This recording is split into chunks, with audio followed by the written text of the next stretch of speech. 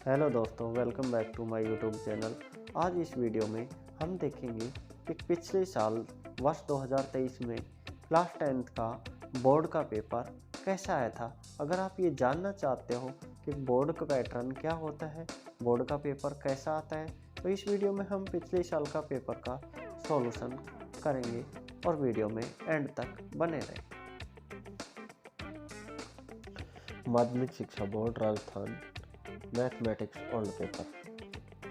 Class 10th का माध्यमिक शिक्षा बोर्ड का ओल्ड एग्जाम 2023 का मैथ का पेपर का सॉल्यूशन करवाएंगे आज। तो देखिए, फर्स्ट क्वेश्चन, पहला क्वेश्चन क्या है। 196 के अभाज्य गुणनखंडों की घातों का योगफल है। The sum of the power of the prime factor of 196। क्या करना आपको, 196 के अभाज्य गुणनखंड करने और अभाज्य गुणनखंड करके क्या बताना है, उसकी घातों का योगफल क्या होगा। तो देखिए, सबसे पहले क्या करना है, 196 के अभाज्य गुणनखंड। क्वेश्चन नंबर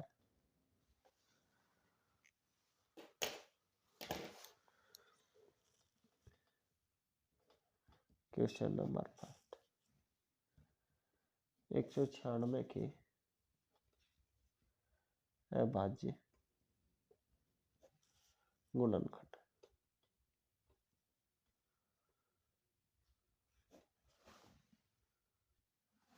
क्या करेंगे, 196 के अभाज्य गुणनखंड करेंगे तो 196। 196 में किसका भाग जाएगा, दो का 196 में भाग देंगे तो कितना, 98। और 198 में फिर किसका भाग चला जाएगा, सम संख्या, दो का भाग चला जाएगा, दो का भाग देंगे तो 49। 49 में किसका भाग जाएगा, 7 का, और 7 का भाग देंगे 49 में तो 7, और 7 में 7 का भाग देंगे तो 1। तो 196 के अभाज्य गुणनखंड क्या आ जाएंगे, 2 गुणा 7 और इसको क्या लिख सकते हैं, 2 गुणा 2 को क्या लिख सकते हैं, 2 की पावर 2 गुणा 7 को क्या लिख सकते हैं, 7 की पावर 2। तो घातों का योग क्या आ जाएगा, घातों का योग 2 की घात कितनी है 2, और 7 की घात भी कितनी है 2, तो 2 + 2 कितना आ जाएगा, 4। और 4 कौन से ऑप्शन में है, 4 सी ऑप्शन में है। तो यहाँ कौन सा ऑप्शन राइट हो जाएगा आपका, सी। सेकंड क्वेश्चन देखिए, यदि द्विघात समीकरण x² माइनस kx+4 बराबर 0 के मूल समान हो तो k का मान होगा। If roots of quadrilateral equation x² minus kx+4 equal to 0 are equal, then the value of k। क्या कहा है आपको कि एक रूट इक्वल है। क्वेश्चन नंबर 2 देखिए, फर्स्ट का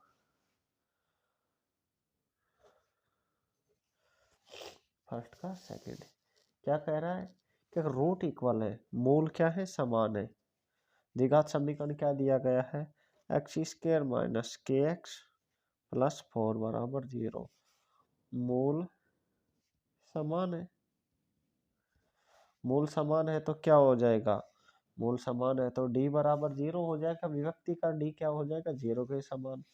और यहाँ a का मान क्या है, a का मान 1, b का क्या है, b का मान -k, और c का क्या है, c का मान 4। देखो, x² का गुणांक a का मान होता है, x का गुणांक b का मान होता है, और 4 अचर पद किसका मान होता है, c का। तो d में रख दो, d बराबर क्या होता है, b² - 4 AC होता है।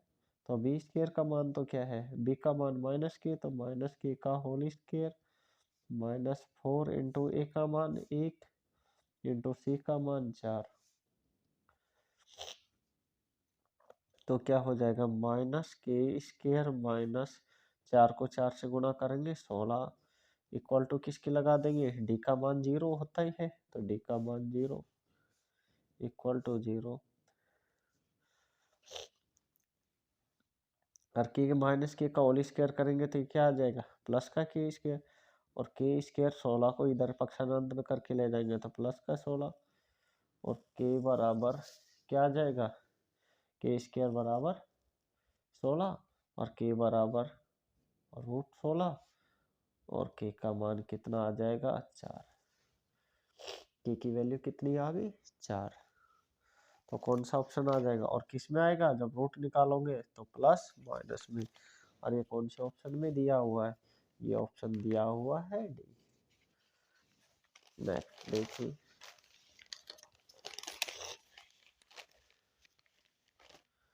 बिंदु 3,4 की वाई अक्ष से दूरी होगी। देखो कौन से अक्ष से? दो होते हैं। ये तो अपना होता है एक्स अक्ष, और ये कौन सा होता है? वाई अक्ष। 3,4 देखो ये मान लो 1 2 3 4, ये वाई अक्ष पर 1 2 3 4। बिंदु 3,4 का आएगा, एक्स का कितना था है? एक्स का 3 है, तो एक्स का 3 होगा और वाई का 4, तो यहाँ आएगा पॉइंट। कौन से बिंदु से पूछ रहा है? वाई अक्ष से दूरी। वाई अक्ष की दूरी पूछ रहे हैं ना, तो ये वाई अक्ष की दूरी कितनी हो गई 3। तो इसका मान क्या हो जाएगा? वाई अक्ष की दूरी कितनी हो जाएगी? 3 हो जाएगी। तो कौन से ऑप्शन में है? स ऑप्शन इसका राइट हो जाएगा। फोर्थ ऑप्शन देखिए इसका, 3x प्लस 2y बराबर 11 को संतुष्ट करने वाला योग है। ये कह रहा है कि x का मान क्या ले और y का क्या ले, कि ये इस समीकरण को क्या कर दे? संतुष्ट कर दे। तो देखिए इसके लिए क्या करते हैं, सबसे पहले पहला ही ऑप्शन लिख के देखेंगे। समीकरण क्या दी गई है अपने को? 3x प्लस 2y बराबर 11, और ऑप्शन ए में क्या है? x बराबर 1 और y बराबर 4। चलो रख के देखो, जो समीकरण दी हुई है इसमें x बराबर 1 रखेंगे और y बराबर 4।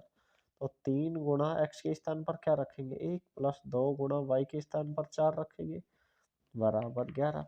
3 को 1 से मल्टीप्लाई करेंगे तो कितना आ जाएगा? 3। और प्लस 2 को 4 से मल्टीप्लाई करेंगे 8 इक्वल टू 11। 3 और 8 11 इक्वल टू 11 हो गया सेटिस्फाई। तो कौन सा ऑप्शन हो जाएगा? पहला ही ऑप्शन इसका राइट हो जाएगा। फोर्थ ऑप्शन, फोर्थ हो गया अपना। फिफ्थ देखिए, द्विघात समीकरण 3√3x² प्लस 10x प्लस √3 का विभक्तिकर होगा। विभक्तिकर कैसे निकालते हैं? विभक्तिकर d बराबर निकालते हैं। तो देखिए समीकरण क्या दिया हुआ है? समीकरण दिया हुआ है 3√3x² प्लस में 10x प्लस √3 इक्वल टू 0। तो ए की वैल्यू क्या है? ए की वैल्यू है 3√3। अच्छा, बी की वैल्यू क्या है? बी की वैल्यू 10 है, और सी की वैल्यू क्या है? सी की वैल्यू √3। विभक्ति का डी बराबर क्या होता है? बी स्क्वायर माइनस 4ac होता है। तो रख दो मान, बी का मान कितना है?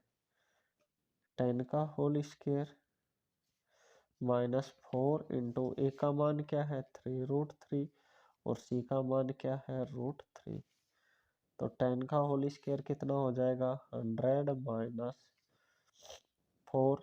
देखो 4 इंटू 3 ये तो कितना हो गया? 4 इंटू 3 12 हो गया, और √3 को √3 से मल्टीप्लाई करेंगे तो √9। तो 100 माइनस 12, और √9 का वर्गमूल कितना होता है? स्क्वायर रूट 3 होता है। तो 100 माइनस 12 3 जा 36, और 100 में से 36 माइनस करेंगे तो कितना बचेगा? 64। और 64 कौन से ऑप्शन में है? 64 डी ऑप्शन में है। तो क्या हो जाएगा इसका आंसर? नेक्स्ट क्वेश्चन देखिए, 6 ऑप्शन क्या है? 6 क्वेश्चन है, यदि 18a b -3 समांतर श्रेणी में है तो a प्लस b का मान ज्ञात कीजिए। क्या दिया हुआ आपको? एक एपी दे रखी, समांतर श्रेणी दे रखी है। क्या दिया हुआ? 18a b और -3। पूछा क्या है, देखो यहाँ आपकी समझ में नहीं आया तो ये तो फर्स्ट टर्म है अपना A1 है, ये क्या है A2 है, ये क्या है A3 है, और ये क्या है A4 है। आपसे पूछा क्या है A2 प्लस A3 पूछा है, तो A1 equal to 18 18, A2 equal to निकालना है आपको, और A4 दिया हुआ है, 3 भी 2 भी निकालना है, 3 भी निकालना है, A4 क्या दिया हुआ है -3।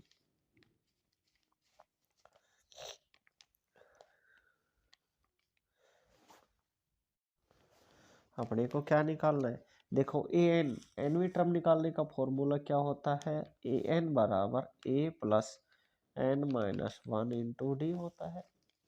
तो A4 का मान है ना, तो इसी में फॉर्मूला लगा देंगे, A4 इक्वल टू क्या हो जाएगा a plus n minus 1 into D. चलो मान रख दो, A4 का मान कितना है -3, ए का मान कितना है, ए का मान 18 है, प्लस n की जगह 4 माइनस 1 और d, तो -3 equal 18 plus 4 minus 1 into 3d। इस 18 को भी इधर भेजेंगे तो इधर आएगा तो माइनस का 3 और माइनस का 18 इक्वल टू 3d। 18 और 3 कितने हो जाएगा -21 इक्वल टू 3d। 3d को पहले लिख लो, इसको बाद में, तो 3d equal to -21 d equal to कितना हो जाएगा -21/3। तो d का मान कितना आ गया 21 में 3 का भाग देंगे तो 7 और माइनस का। अब अपने को क्या करना था, A2 निकालना था ना।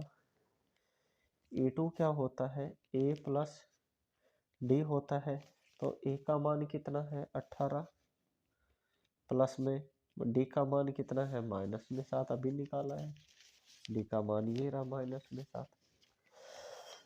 तो चलो कर दो सोल्व, तो 18 ये प्लस और माइनस गुणा होगा तो -7, 18 में से 7 गए तो कितने बच गए 11, ये तो आ गया A2 का। A3 निकालेंगे, A3 कैसे निकालेंगे, वो भी a प्लस 2d निकाल लेंगे, तो a का मान 18 प्लस में 2 इंटू डी का मान -7, तो 18 ये प्लस और माइनस गुणा होगा तो -2 को 7 से गुणा करेंगे 14, तो 18 में से 14 गए तो कितने बचे 4।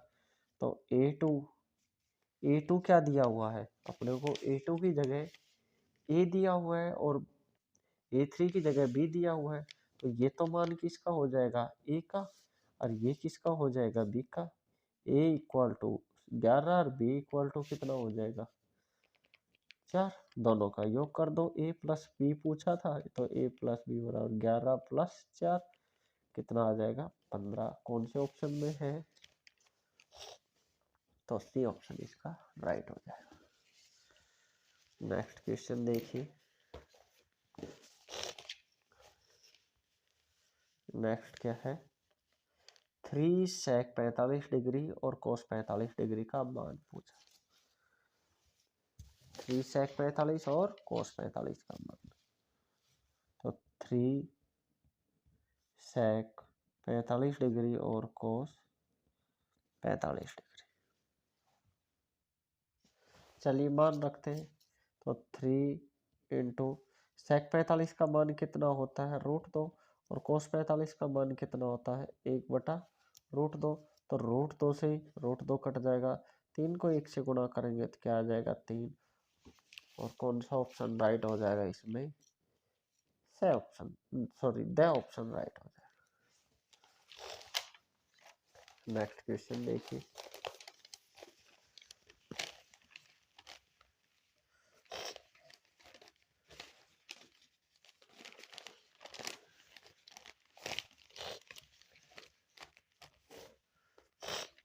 वृत्त की वह जीवा जिसकी लंबाई वृत्त की त्रिज्या की 2 गुनी हो कहलाती है।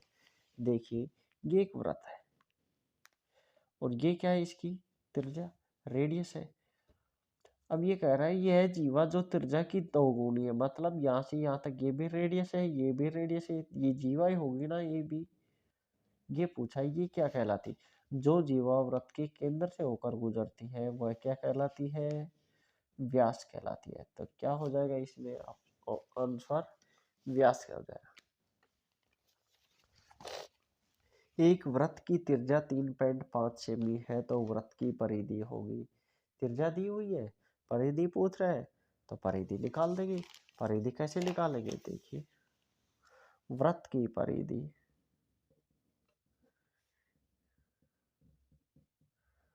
परिधि क्या होती है? 2πr। और त्रिज्या r दी हुई है, r का मान कितना है? 3.5 सेंटीमीटर। चलो रख दो मान, 2 गुना 22/7 गुना r का मान 3.5, और 3.5 का पॉइंट हटाएंगे तो भाग किसका दे देंगे? 10 का। 7 एकम 7 काट देते हैं, 7 एकम 7, 7 पंजे 35, फिर काट दो, 5 से कट जाएगा, 5 एकम 5, 5 दूनी 10, तो 5 एकम 5 और 5 दूनी 10, 2 से 2 कट जाएगा, 2 एकम 2, 2 एकम 2। तो परिधि कितनी आ गई? परिधि बराबर ऊपर क्या बचा? 22 ही बचा। 22 को 1 से गुणा करेंगे तो क्या आ जाएगा? 22 सेंटीमीटर। नेक्स्ट क्वेश्चन देखिए, तो कौन सा ऑप्शन हो जाएगा इसमें? इसमें बी ऑप्शन राइट हो जाएगा। 10वां क्वेश्चन देखिए, पहले के एबीसीडी चल रही है आपकी। पिछले साल कितने एबीसीडी आए थे? पिछले साल 12 आए थे। और इस बार कितने ऑब्जेक्टिव मल्टीपल चॉइस के कितने क्वेश्चन आएंगे? इस बार 15 क्वेश्चन आएंगे मल्टीपल चॉइस के। घन का संपूर्ण पृष्ठीय क्षेत्रफल 486 वर्ग सेमी है तो घन की भुजा ज्ञात कीजिए। क्या दिया हुआ है? घन का संपूर्ण पृष्ठीय क्षेत्रफल कितना दिया हुआ है? 486 वर्ग सेंटीमीटर। अच्छा, भुजा निकालनी है तो घन का संपूर्ण पृष्ठीय क्षेत्रफल दिया हुआ है तो इसी का क्या लगा देंगे? फॉर्मूला, और बराबर कर देंगे। तो घन का संपूर्ण पृष्ठीय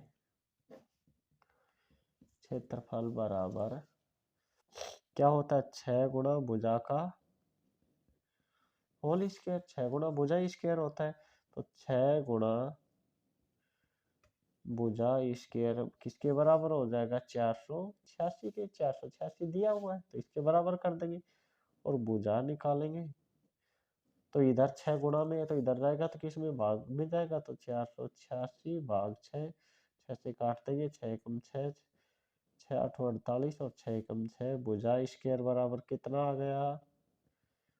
81। और भुजा का मान निकालेंगे तो भुजा कितनी आ जाएगी? भुजा बराबर √ 81, और भुजा बराबर 81 का वर्गमूल निकालेंगे तो कितना आ जाएगा? 9। और किस में दिया हुआ था? सेंटीमीटर में। तो क्या आ जाएगा इसका आंसर? घन का संपूर्ण पृष्ठीय क्षेत्रफल 486 है तो भुजा कितनी आ जाएगी? 9। नेक्स्ट क्वेश्चन देखिए,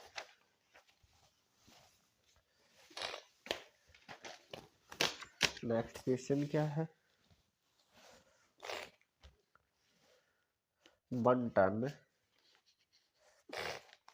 3 5 7 4 2 1 4 3 और 4 का बहुलक ज्ञात कीजिए।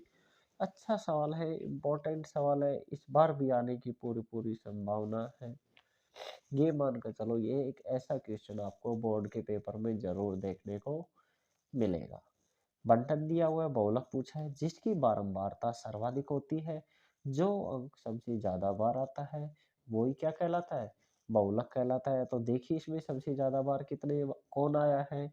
3 एक बार है, 2 बार। 3 कितनी बार आया? 3 2 बार आया। 5 कितनी बार है? 5 एक बार है। 7 भी एक बार है। 4 कितनी बार? 4 एक बार, 2 बार, 3 बार। तो 4 कितनी बार आ गया? 3 बार सर्वाधिक है ना, तो इसका बहुलक क्या हो जाएगा? 4 आंसर। और अब ऐसे देखा मल्टीपल चॉइस का लास्ट क्वेश्चन देखिए, एक पासे को फेंकने पर 4 से बड़ा अंक आने की प्रायिकता ज्ञात कीजिए। In a throw of dice determine the probability of getting number more than 4। जब एक पासे को थ्रो किया जाता है, एक डाइस को थ्रो किया जाता है, कौन कौन से नंबर आ सकते हैं? 1 2 3 4 5 और 6, यही नंबर आ सकते हैं। लेकिन ये क्या कह रहा है, 4 से बड़ा अंक आने की, 4 से बड़ा अंक आने की संभावना कितनी है, 4 से बड़ा अंक आने की घटना या संभावना कितनी है, 2। कुल घटना कितनी है, कुल घटना या संभावना कितनी, 1 2 3 4 5 6, 6 तक ही होते हैं। तो प्रायिकता कितनी हो जाएगी, संभावित घटना बटा कुल घटना, 2 एकम 2, 2 तिया 6 काट देंगे तो कितना आ जाएगा, 1/3। और 1/3 कौन से ऑप्शन में है, बी ऑप्शन में है, ये राइट हो जाएगा। ये अपना मल्टीपल चॉइस वाले ऑब्जेक्टिव क्वेश्चन वाला पोर्शन होता है कंप्लीट। सेकंड क्वेश्चन स्टार्ट होता है, निम्नलिखित प्रश्नों में रिक्त स्थानों की पूर्ति करते हुए उत्तर पुस्तिका में लिखिए। क्या पूछ रहा है, 95 तथा 152 का महत्तम समापवर्त HCF होता है, highest common factor of 95 and 152। आपको HCF निकालना है। एक क्वेश्चन LCM HCF का इस बार भी आपको कंफर्म देखने को मिलेगा। देखो इसी पेज पर मैं आपको 2 से 3 क्वेश्चन बता देता हूँ जो इस बार संख्या चेंज मिलेगी, लेकिन आपको बोर्ड के पेपर में मिलेंगे। बहुलक वाला निश्चित है आएगा, प्रायिकता वाला 500 का 1 नंबर का निश्चित है आएगा, HCF वाला क्वेश्चन एक निश्चित है आएगा। तो 3 नंबर तो आपको यहीं से मिलते हैं। साथ साथ बात ये भी करते चलेंगे कौन से क्वेश्चन इंपॉर्टेंट है। ये तीनों क्वेश्चन आपको इस बार पेपर में देखने को मिलेंगे, लेकिन इतना हो सकता है इनमें क्या मिले, आपको संख्या चेंज मिल सकती है। तो देखिए दो क्वेश्चन नंबर सेकंड का फर्स्ट, 95 तथा 152 का मैसेज है HCF। सबसे पहले 95 के 95 के क्या कर देंगे, प्राइम फैक्टर कर देंगे, बाजू गुणनखंड कर देंगे। तो चलो करते हैं, 95 की करते हैं। सबसे पहले 95 किस से डिवाइड हो जाएगा, 5 से। 5 से 95 को डिवाइड करेंगे तो कितना आ जाएगा, 19। 19 कैसी संख्या है, भाज्य संख्या, 19 में किसका जाएगा, 19 का ही जाएगा। और 152 की भी अब भाज्य गुणनखंड कर दो तो किसका जाएगा, 152 सम संख्या है, इवन नंबर है, 2 से डिवाइड हो जाएगा तो कितना आ जाएगा, 76। 76 फिर सम संख्या आगे फिर 2 से डिवाइड हो जाएगी, कितना आ जाएगा, 38। और 38 फिर 2 से डिवाइड हो जाएगा, कितना आ जाएगा, 19। और 19 किससे डिवाइड होगा, 19 से 1। तो 95 के अभाज्य गुणनखंड क्या आ गए, 5 गुणा 19। और 152 के अभाज्य गुणनखंड क्या आ गए, 2 गुणा 19। HCF पूछा है, HCF कॉमन, HCF क्या लेंगे, कॉमन लेंगे जो दोनों के अंदर है। देखो 5 यहाँ है इसमें नहीं है, 2 यहाँ है इसमें नहीं है, तो दोनों में कॉमन क्या है, 19। और 19 ही क्या हो जाएगा, इसका आंसर हो जाएगा। तो इसका आंसर कितना हो जाएगा, 19। वृत्त पर स्थित एक बिंदु से स्पर्शरेखाएं खींची जा सकती है। देखो इस कॉन्सेप्ट को अच्छे से समझ लो। क्या कह रहा है, ये एक वृत्त है, वृत्त के ऊपर ये एक बिंदु है, एक पॉइंट है। कौन सा पॉइंट है, ये एक पॉइंट है, मान लो P। इस पॉइंट P पर कितनी स्पर्शरेखाएं खींची जा सकती है। अब मैं आपको 3 डायग्राम बना के बता रहा हूँ। यहाँ से एक क्वेश्चन आपको फिर देखने को मिलेगा निश्चित है। एक डायग्राम ये है, एक डायग्राम ये है, और एक डायग्राम ये है। इसमें पॉइंट कहाँ है, इसमें पॉइंट वृत्त के ऊपर है। इसमें पॉइंट कहाँ है, इसमें पॉइंट वृत्त के अंदर है। और इसमें पॉइंट कहाँ है, इसमें पॉइंट वृत्त के बाहर है। अपना जो क्वेश्चन था इसकी बात बाद में करेंगे, पहले ये तीनों डायग्राम देखिए। अगर पॉइंट कहाँ है, वृत्त के ऊपर स्थित है, तो उस पॉइंट से अधिकतम एक स्पर्श रेखा बना सकते हो आप। कितनी स्पर्श रेखा, एक स्पर्श रेखा, 1 टेंजेंट लाइन बना सकते हो। अगर पॉइंट वृत्त के अंदर स्थित है तो आपकी कोई स्पर्श रेखा नहीं होगी, और जो ये रेखा होगी ये कैसी होगी, प्रतिच्छेद रेखा होगी, सेकंड लाइन होगी। अगर पॉइंट सर्किल के ऊपर है, वृत्त के ऊपर है, तो कितनी कितनी स्पर्श रेखाएं होंगी? एक। और कितने बिंदुओं पर ये प्रतिच्छेद करेगी? एक स्पर्श रेखा वृत्त को एक बिंदु पर प्रतिच्छेद करती। अगर पॉइंट कहाँ है? वृत्त के बाहर है, तो बाह्य पॉइंट से वृत्त पर अधिकतम कितनी स्पर्श रेखाएं खींची जा सकती हैं? बाह्य पॉइंट से वृत्त पर अधिकतम 2 स्पर्श रेखाएं खींची जा सकती। अच्छे से समझना। अगर पॉइंट वृत्त पर है तो कितनी स्पर्श रेखा? एक। अगर पॉइंट वृत्त के अंदर है तो कोई स्पर्श रेखा नहीं। अगर पॉइंट वृत्त के बाहर स्थित है तो कितनी स्पर्श रेखा? 2। और एक क्वेश्चन और बनता है यहाँ से ही इम्पोर्टेंट, एक वृत्त पर कितनी स्पर्श रेखा खींची जा सकती है?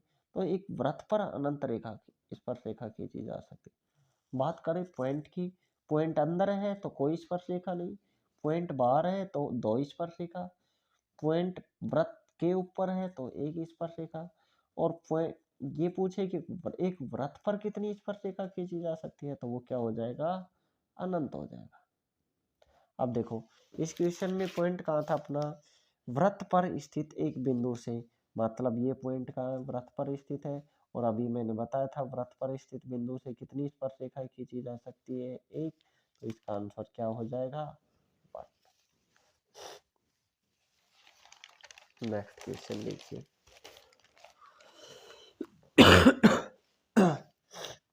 कोस स्क्वायर 45 डिग्री का मान।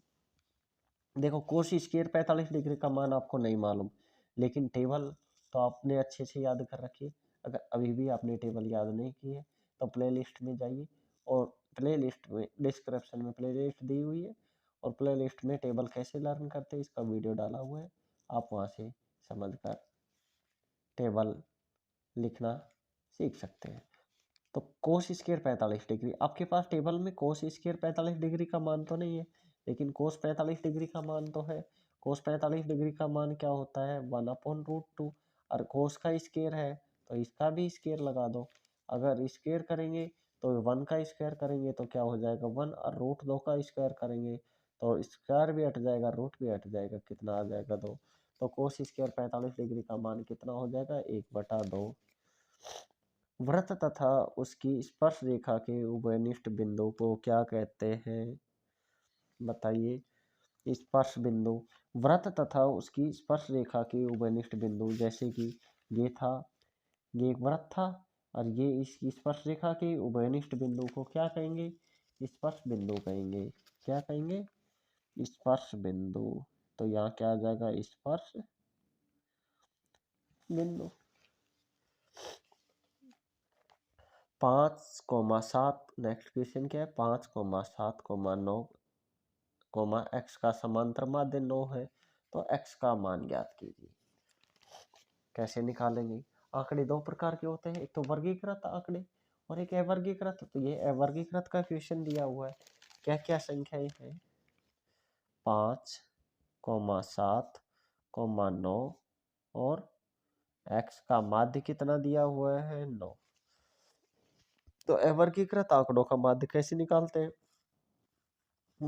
कैसे निकालते हैं? सिग्मा एफ बटा एन। तो अगर फॉर्मूला भी याद नहीं करना चाहो तो मत करो, इन सभी को जोड़ लो और जोड़कर किसका भाग दे दो? कितने अंक संख्या है उसी का भाग दे दो। तो जोड़ेंगे 5 + 7 + 9 + x बटा कितनी है? 1 2 3 4, 4 है ना, तो 4 का भाग दे देंगे। यहाँ से क्या निकल के आएगा? माध्य निकल के आएगा, लेकिन माध्य अपने को पहले से ही दे रखा है, तो किसके बराबर कर देंगे? 9 के। 5 और 7 12, 12 और 9 21, 21 + x। तो ये तो कितना हो जाएगा? 21 + x बटा 4 बराबर 9 बटा 1 लिख सकते हैं।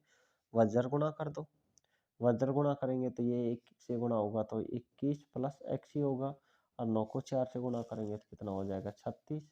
x का मान निकालेंगे तो 21 को उधर भेजेंगे पक्षांतर करके, तो 36 माइनस क्या हो जाएगा? 21, और x बराबर 36 में से 21 गए तो कितने बचेंगे? 6 में से 1 गया तो 5, और 3 में से 2 गया तो 1। तो आंसर क्या हो जाएगा आपका? 15 आंसर राइट हो जाएगा। अगला क्वेश्चन देखिए। दो पासों को एक साथ फेंकने पर अंकों का योग 7 आने की प्रायिकता क्या होगी?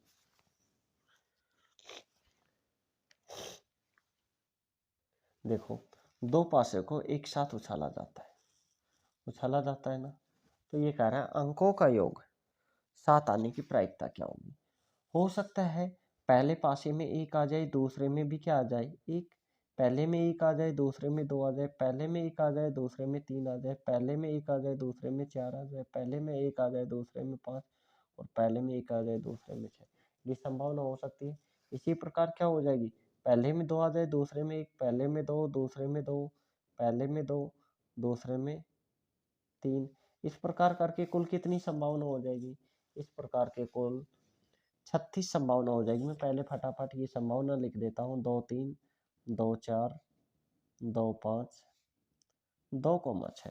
फिर पहले पासे में क्या आ सकता है, 3,1, 3,2, 3,3, 3,4, 3,5, 3, 6।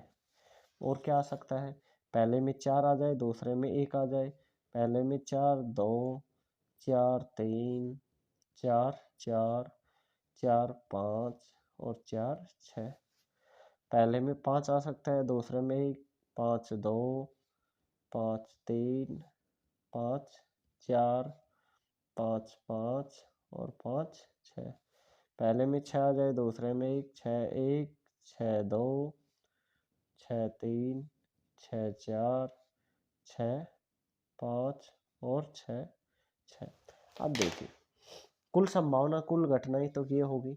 अब ये कह रहा है दोनों का योग 7 आ जाए, तो 7 कहाँ कहाँ से आ सकता है? अब देखियो, पहले पासे में एक आ जाए, दूसरे में 6 आ जाए, तो यहाँ से भी 7 आ सकता है। और पहले में क्या आ जाए, 2 आ जाए, और दूसरे में 5 आ जाए, तो भी 7 आ सकता है। पहले में 3 आ जाए और दूसरे में 4 आ जाए, तो भी 7 आ सकता है। पहले में 4 आ जाए, दूसरे में 3 आ जाए, तो भी 7 आ सकता है। और क्या आ सकता है, पहले में 5, दूसरे में 2 आ जाए, तो भी 7 आ सकता है। और पहले में 6 और दूसरे में 7 आ जाए, तो भी योग, सॉरी, पहले में 6 और दूसरे में 1 आ जाए, तो भी योग कितना आ सकता है, 7। तो प्रायिकता पूछी थी, तो 7 आने की संभावित घटनाएं कितनी होगी? पहले पासे में 1, दूसरे में 6, पहले में 2, दूसरे में 5, पहले में 3, दूसरे में 4, पहले में 4, दूसरे में 3, पहले में 5, दूसरे में 2, पहले में 6, दूसरे में 1 आ सकता है कैसे भी। तो कितनी घटनाएं होगी, 1 2 3 4 5 6। संभावित परिणाम 6। कुल परिणाम टोटल काउंट करोगे तो कितने हो जाएंगे, 36, 6/36। तो 6 एकम 6, 6 छंगा 36, कितना आ जाएगा, 1/6 प्रायिकता आ जाएगी। प्रायिकता का फॉर्मूला लिखना चाहो तो वो हो जाएगा संभावित परिणामों की संख्या बटा कुल परिणाम। तो 6/36, संभावित परिणाम कितने हैं, 6, 1 2 3 4 5 है। नेक्स्ट क्वेश्चन देखिए, ये आपका सेकंड क्वेश्चन भी कंप्लीट होता है। तो इसमें क्या आ जाएगा, 1/6। अति लघुतरात्मक क्वेश्चन, तीसरा पार्ट स्टार्ट होता है के किस मान पर समीकरण युग्म तथा के अनंत हल होंगे। ये क्या कहना चाह रहा है, ये दो समीकरण युग्म है। अब ये कह रहा है के का क्या मान हो कि दोनों समीकरण युग्म के कैसे हो जाए हल, अनंत हल हो जाए। For which value of K linear pair will infinite solution, अनंत हल हो जाए। तो पहले क्या करते हैं, सबसे पहले इक्वेशन लिखते हैं, फिर उनको सोल्व करते हैं। क्या क्या इक्वेशन है, देखिए, 3x minus 2y equal to 0, और दूसरा क्या है कि x plus 5y equal to 0। ये तो अपनी क्या हो जाएगी, इक्वेशन फर्स्ट हो गई, ये इक्वेशन सेकंड होगी। अच्छा, इसमें a1 का मान क्या है, a1 का मान 3 है।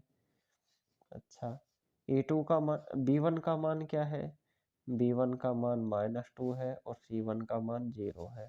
a2 का मान क्या है, a2 का मान k है, b2 का मान, b2 का मान 5 है, और c2 का मान भी क्या है, 0। क्या पूछना चाह रहा था, अनंत हल कैसे होना, कैसे हल होना चाहिए, अनंत हल। और अनंत हल की कंडीशन क्या है, A1 बटा A2 इक्वल टू B1 बटा B2, यही कंडीशन है ना अनंत हल होने की। चलो मान रख देते हैं, के का मान आ जाएगा। दो समीकरण, रैखिक समीकरणों के अनंत हल कब होंगे? जब A1 बटा A2 का मान B1 बटा B2 के बराबर हो। तो A1 का मान कितना है 3, A2 का मान क्या है K, B1 का मान -2 और B2 का मान 5। चलो रख दिया मान, अब वज्र गुणा कर दो। तो K को 2 से गुणा करेंगे तो -2K, और 3 को 5 से गुणा करेंगे तो 3 पंजे 15। K का मान निकालना है अपने को, तो K का मान निकालेंगे तो 2 भाग में जाएगा, इधर 15 बटा 2 और किसका आ जाएगा माइनस का। यही आपका क्या हो जाएगा आंसर।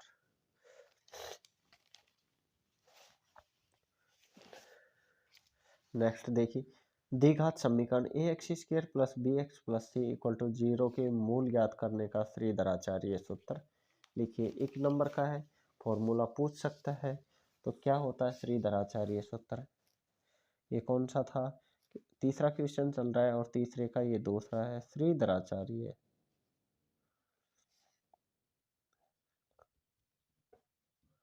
श्रीधराचार्य सूत्र, श्रीधराचार्य सूत्र क्या होता है? माइनस का b plus minus B² minus 4AC upon 2A बटा में 2A। दोबारा देख लीजिए, माइनस का b plus minus B² minus 4AC बटा 2A। और श्रीधराचार्य सूत्र का प्रयोग कब करते हैं? जब अभाज्य गुणनखंड, जब किसी द्विघात समीकरण के क्या नहीं हो, अभाज्य गुणनखंड नहीं हो, तो वहां किसका प्रयोग किया जाता है? श्रीधराचार्य सूत्र का प्रयोग किया जाता है। नेक्स्ट क्वेश्चन देखिए, किसी समांतर श्रेणी AB का प्रथम पद A सार्वंतर D हो तो पांचवा पद क्या होगा? A, तीसरा क्या दिया हुआ है AP में प्रथम पद मतलब A1 का मान कितना है A, और पांचवा पद मतलब A5 इक्वल टू कितना दिया हुआ है D। सार्वंतर, सॉरी D क्या दिया हुआ है, सार्वंतर क्या है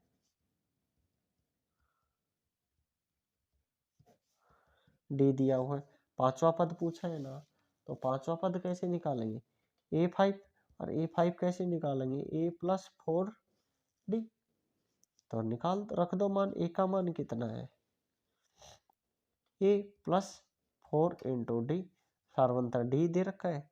तो यही क्या हो जाएगा इसका पांचवा पद हो जाएगा A5 बराबर A+4D। ये आपका क्या हो जाएगा आंसर हो जाएगा। नेक्स्ट क्वेश्चन देखिए, समरूप आकृतियों को परिभाषित कीजिए। क्या है? समरूप आकृतियों को परिभाषित कीजिए। समरूप आकृतियां किसे कहते हैं? आपको परिभाषा लिखनी है समरूप आकृति। कौन सा था ये? तीसरे का फोर्थ। समरूप आकृति,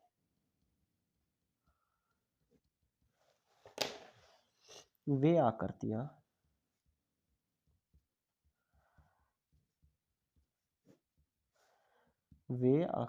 जिनका प्रत्येक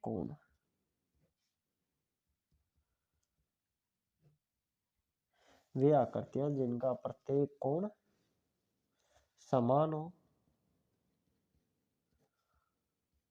तथा भुजा समानुपाती हो। वे आकृतियां जिनका प्रत्येक कोण समान हो तथा भुजा समानुपाती हो, समरूप आकृतियां कहलाती है।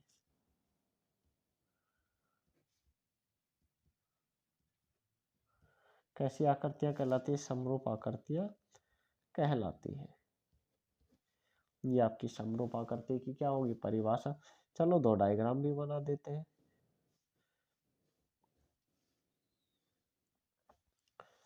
इसको दे देते हैं ABCPQ और मान लो ये कोण 60 डिग्री है, तो ये कोण भी कितना होगा 60 डिग्री। और ये कितना है? ये है मान लो 50, तो ये भी कितना होगा 50 डिग्री। कोण तो क्या हो बराबर हो, और भुजाएं क्या हो समानुपाती। तो ये कितना, ये मान लो 70 है, तो ये भी कितना है, कोण हो गए दोनों त्रिभुजों के, प्रत्येक कोण हो गए बराबर। अब भुजा भी समानुपाती होनी चाहिए। मान लो ये 6 है, ये 5 है और ये 4 है, तो ये भी कितनी हो जानी चाहिए, ये 7 6 के समानुपाती, एक फाल ज्यादा है, ये 5 से ज्यादा एक 6 और ये 4 से ज्यादा 5, भुजा भी क्या हो गई, समानुपाती।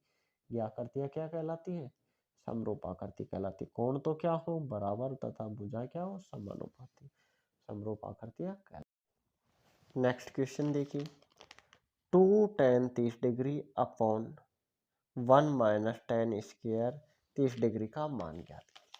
क्या करना है अपने को, 2 tan 30 डिग्री, ये 5वां है क्वेश्चन नंबर 3 का, 2 tan 30 डिग्री बटा 1 माइनस tan स्क्वायर 30 डिग्री का मान निकालना है। तो क्या करें, tan 30 का मान रख देंगे।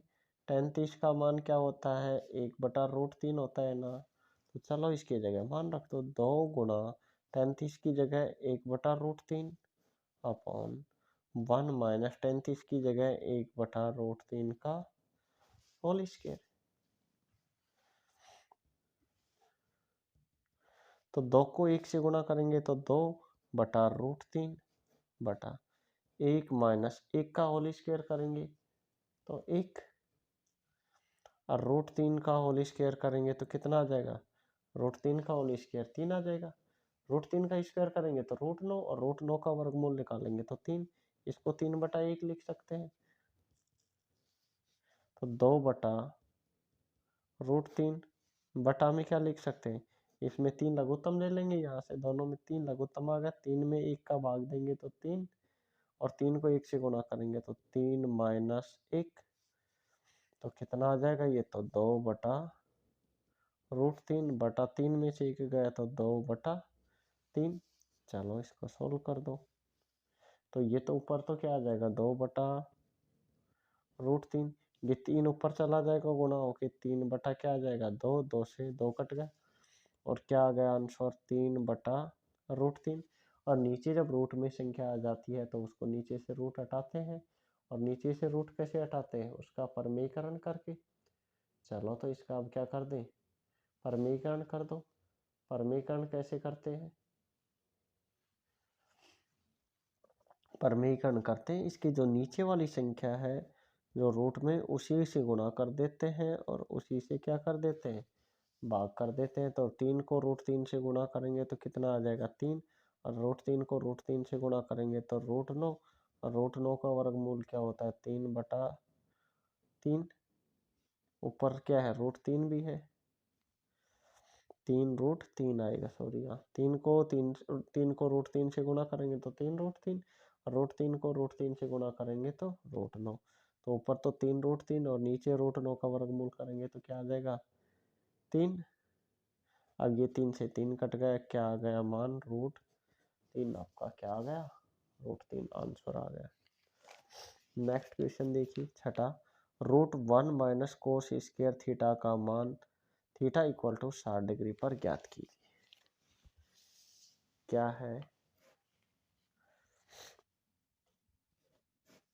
1 माइनस कोस स्क्वायर 60 डिग्री का थीटा इक्वल टू कितने डिग्री पर, 60 डिग्री पर मान निकालना। देखो दो ऑप्शन है आपके पास, या तो पहले थीटा बराबर 60 डिग्री, या क्या है, कोस थीटा है, कोस थीटा, थीटा बराबर 60 डिग्री रखकर इसका सॉल्यूशन कर लो। दूसरा तरीका क्या है, पहले मैं ये बता रहा हूँ दूसरा तरीका। देखो 1 माइनस कोस स्क्वायर क्या होता है, 1 माइनस कोस स्क्वायर थीटा किसके बराबर होता है, साइन स्क्वायर थीटा के। तो यहाँ क्या लिख सकता हूँ इसकी जगह में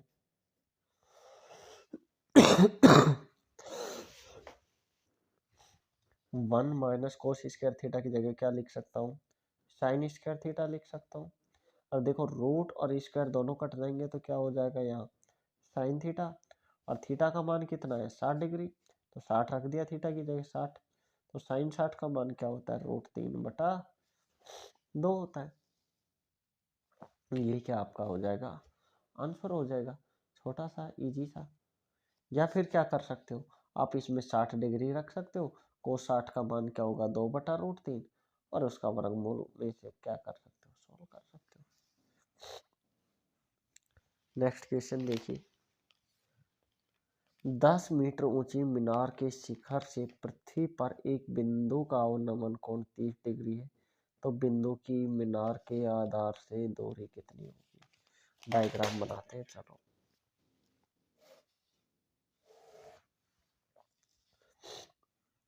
क्या है, 10 मीटर ऊंची मीनार, मीनार की ऊंचाई कितनी है, 10 मीटर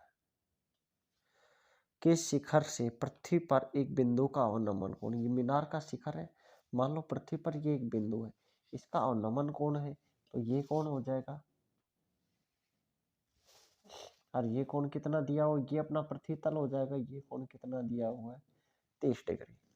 पूछ क्या रहा है, बिंदु की मीनार के आधार से दूरी ज्ञात कीजिए। क्या निकालना है आपको, ये निकालना है। मान लो ये क्या मान लिया, एक्स, पी क्यों आर। आपको क्या निकालना है, ये मीनार का आधार हो गया, और ये मीनार के आधार से आर बिंदु की दूरी निकालनी है। पी क्यों क्या हो जाएगा, पी क्यों बराबर 10 मीटर, और क्यों आर बराबर कितना हो जाएगा, एक्स, और थीटा बराबर कितना है, 30 डिग्री। चलो निकालो, किसमें, ये तो अपना क्या है, थीटा के सामने क्या होता है, लंब होता है, और ये क्या होता है, आधार, और ये कोण कितना हो जाएगा, 90 डिग्री। तो किसका फॉर्मूला लग जाएगा, tan थीटा का, tan थीटा बराबर लंब बटा आधार, और tan थीटा की जगह कितना, 30 डिग्री, लंब का मान कितना है 10, और आधार का मान कितना है x, और tan 30 का मान 1/√3 बराबर 10 बटा x। चलो वज्र गुणा कर दो, तो x को किससे गुणा करेंगे, x से, और 10 को किससे गुणा करेंगे, √3 से, तो क्या आ जाएगा 10√3 मीटर में पूछा था, और यही क्या आ गया, इसका आंसर आ गया। इजी सा क्वेश्चन आएगा 9वें चैप्टर में से। नेक्स्ट क्वेश्चन देखिए, एक ऊर्ध्वाधर छड़ की लंबाई तथा उसकी छाया की लंबाई का अनुपात 1:√3 हो, तो सूर्य का उन्नयन कोण ज्ञात कीजिए।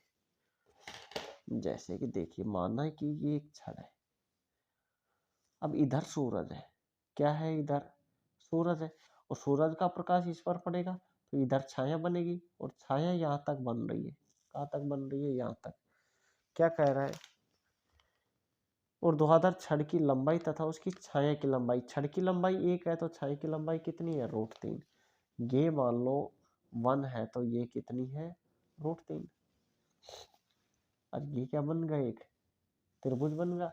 या फिर इसको 1x मानोगे, तो ये कितना हो जाएगा, √3x। आपसे ये कोण पूछा है, ये कोण कितना है, थीटा ज्ञात कीजिए। ये कोण कितना हो जाएगा, 90 डिग्री। तो इसको क्या मान ले, पी क्यों आर, पी क्यों क्या गिवन है, पी क्यों मान लो x है, और क्यों आर क्या है, क्यों आर 3√3x है। आपको निकालना क्या है, थीटा निकालना है, किसका, ये क्या है, लंब, और ये आधार, tan थीटा का फॉर्मूला लग जाएगा, tan थीटा बराबर लंब, तो x बटा √3x, तो tan थीटा बराबर कितना आ जाएगा, x से x कट गया, क्या आ गया, 1/√3, और tan थीटा बराबर क्या लिख सकते हैं, देखो 1/√3 किसका मान होता है, tan में, tan 60 का होता है ना, क्या लिख सकते, सॉरी tan 30 का क्या होता है, 1/√3, तो इसके स्थान पर tan 30 लिख सकता हूँ मैं। क्या लिख दिया मैंने, tan 30 डिग्री। 1/√3 किसका मान होता है, tan 30 का, तो इसके स्थान पर लिख सकते हैं। तो देखो tan से तो tan कैंसिल हो गया, थीटा बराबर कितना आ गया, 30 डिग्री। अतः सूर्य का उन्नयन कोण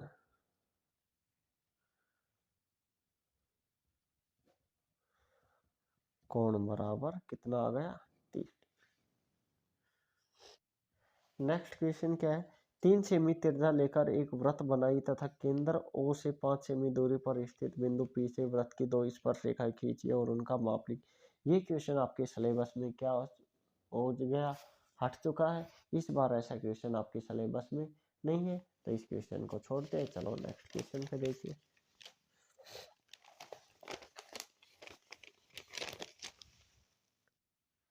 नेक्स्ट क्या है, 10वां क्वेश्चन, 5 सेमी लंबा एक रेखाखंड ए बी खींचिए एवं उसे 2:3 के अनुपात में विभाजित कीजिए, दोनों भागों का माप लिखिए। क्या कह रहा है, एक 5 सेमी लंबा रेखाखंड बनाना है और उसको 2:3 के अनुपात में विभाजित करना है।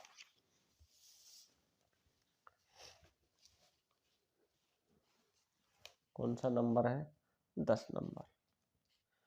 एक रेखाखंड बना दिया ए बी, मान लो ये ए पॉइंट है, ये बी पॉइंट है, इसकी लंबाई कितनी है, 10 सेंटीमीटर, सॉरी 5 सेंटीमीटर, इसकी लंबाई कितनी है, 5 सेंटीमीटर।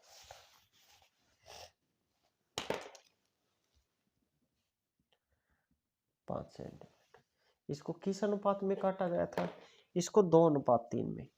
तो मान लो ये तो क्या, मान लो एक बिंदु ले लिया, मान लो मैंने ये P ले लिया, ये तो क्या है 2x और ये क्या है 3x।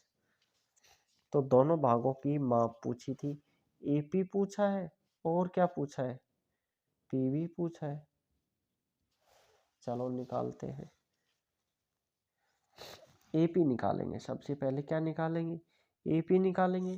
तो AP का रेशियो कितना है, 2x बटा सम ऑफ रेशियो, दोनों को जोड़ देंगे, 2 + 3 कितना हो जाएगा, 5x गुना लेंथ कितनी है 5। तो x से तो x कट गया, 5 से 5 कट गया, कितना आ गया, 2 आ गया।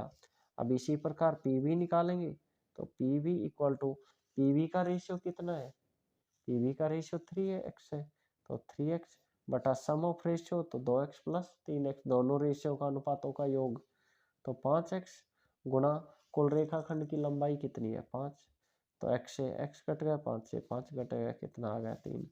अतः AP बराबर 2 सेंटीमीटर और PV बराबर 3 सेंटीमीटर। नेक्स्ट क्वेश्चन देखिए 11वां, किसी वृत्त का तिर्यकखंड उस वृत्त का चतुर्थांश है, तो तिर्यकखंड में केंद्र पर बने कोण का माप क्या होगा। If the sector of circle is quadrant of the circle, then what will be the measure of the angle formed by the sector on a circle। ये क्या कह रहा है, ये एक सर्किल है, एक बात है, और इसका तिर्यकखंड है, इसका तिर्यकखंड क्या है, ये इसका तिर्यकखंड है, केंद्र पर बनने वाले कोण का माप है। क्या कह रहा है, किसी वृत्त का तिर्यकखंड उस वृत्त का चतुर्थांश है। एक वृत्त में देखो ये वृत्त है, और वृत्त में कितने चतुर्थांश होते हैं, वृत्त में 4 चतुर्थांश होते हैं, और प्रत्येक का माप कितना होता है, 90 डिग्री होता है। तो ये कह रहे हैं ये भी वृत्त का एक क्या है, चतुर्थांश है, और वृत्त का चतुर्थांश है, तो ये कोण का मान कितना होगा, 90 डिग्री होगा ना, ये पूछा था। तो केंद्र पर बनने वाले कोण का माप क्या होगा, तो ये डायग्राम बन जाएगा, और केंद्र पर बनने वाले कोण का माप कितना हो जाएगा, 90 डिग्री। अच्छी प्रकार से फेंटी गई 52 पत्तों की एक गड्डी में एक पत्ता निकाला जाता है, तो इस पत्ते की दहला होने की प्रायिकता क्या है। आपके पास कुल पत्ते कितने हैं, कुल पत्ते, कुल संभावित कुल घटना कितनी है, कुल घटना 52 पत्ते हैं, तो 52 संभावित घटना कितनी है,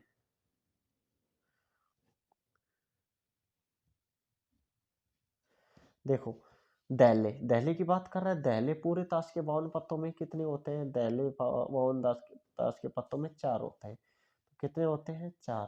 तो प्रायिकता कैसे निकालेंगे, संभावित परिणाम 4 बटा कुल परिणाम 52, 4 एकम 4, कितना आ जाएगा 13, तो प्रायिकता कितनी आ जाएगी 1/13।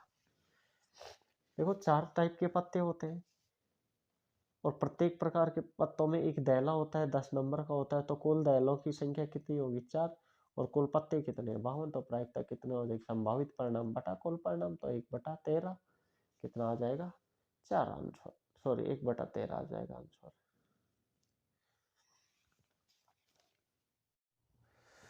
और इसी के साथ अपना पेपर का ए पार्ट कंप्लीट होता है, बे पार्ट करेंगे नेक्स्ट वीडियो में। मुझे उम्मीद है कि ए पार्ट के सभी क्वेश्चन आपको अच्छे से समझ में आ गए होंगे।